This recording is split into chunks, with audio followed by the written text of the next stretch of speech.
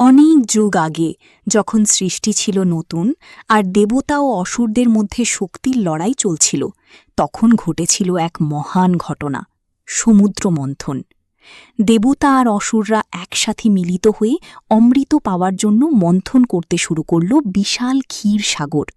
মন্দার পর্বত ছিল মন্থনের দণ্ড, আর নাগরাজ বাসুকী ছিল দড়ি। শুরু হল ভয়ঙ্কর মন্থন। আকাশ কাঁপতে লাগল, সাগরের ঢেউ উথাল পাথাল করতে লাগল। কিন্তু অমৃত পাওয়ার আগে সাগরের গভীর থেকে বেরিয়ে এলো এক ভয়ঙ্কর বিষ, হালাহল বিষ। এই বিষ এতই শক্তিশালী ছিল যে তার বিষাক্ত ধোঁয়ায় পুরো বিশ্ব ধ্বংস হয়ে যেতে বসেছিল।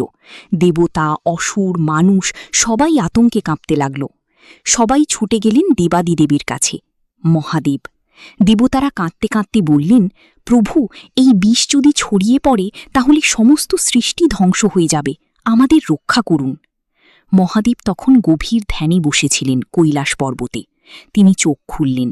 তার দৃষ্টিতে ছিল অসীম শান্তি আর করুণা। তিনি বুঝলেন এই বিপদ থেকে পৃথিবীকে বাঁচানোর জন্য একমাত্র তিনিই কিছু করতে পারেন। তিনি বিন্দুমাত্র দেরি না করে সেই ভয়ঙ্কর বিষ নিজের হাতে তুলে নিলেন। পাশে দাঁড়িয়েছিলেন তার প্রিয় সঙ্গিনী পার্বতী।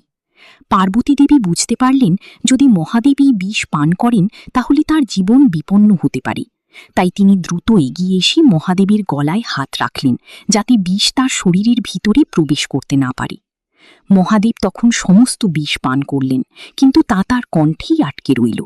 সেই থেকেই তার নাম হল নীলকণ্ঠ, যার কণ্ঠ নীল, কারণ সেই বিষের প্রভাবে তার গলা নীল হয়ে গিয়েছিল। এই ঘটনা শুধু একটি গল্প নয়, এটি একটি গভীর শিক্ষা দেয়।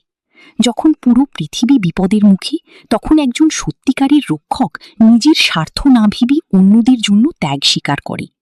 মহাদেব আমাদের শেখান, ক্ষমতা মানে শুধু শক্তি নয়, বরং করুণা, সাহস এবং আত্মত্যাগ।